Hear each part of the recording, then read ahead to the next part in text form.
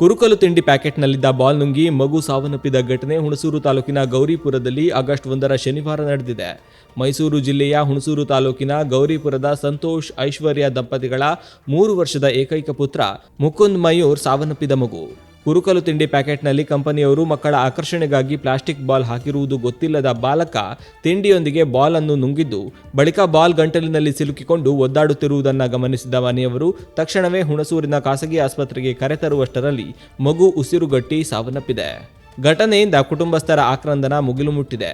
ಕಂಪನಿಗಳು ಆಕರ್ಷಣೆಗಾಗಿ ಬೇರೆ ವಸ್ತುಗಳನ್ನು ತಿನಿಸುಗಳ ಜೊತೆಗೆ ಹಾಕದಂತೆ ಕಂಪನಿಗಳಿಗೆ ಎಚ್ಚರಿಕೆ ನೀಡಬೇಕೆಂದು ಗ್ರಾಮಸ್ಥರು ಆಗ್ರಹಿಸಿದ್ದಾರೆ.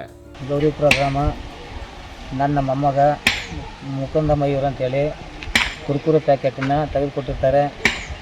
ಅದರಲ್ಲಿ ಗಿಫ್ಟ್ ಅಂತ ಹಾಕಿ ಉಂಗುರಗಳು ಮತ್ತು ಬಾಲ್ಗಳು ಇಂಥದ್ದೆಲ್ಲ ಹಾಕಿರ್ತಾರೆ ಪ್ಯಾಕೆಟ್ ಒಳಗಡೆ.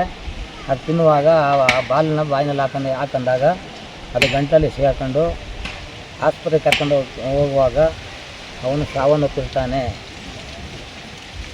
ಇನ್ನು ಮುಂದೆ ಮಕ್ಕಳುಗಳಿಗೆ ಕುರುಕುರು ಪ್ಯಾಕೆಟನ್ನು ಕೊಡುವಾಗ ಎಚ್ಚರದಿಂದ ಜನಗಳು ಜಾಗೃತಿ ಇರಬೇಕು.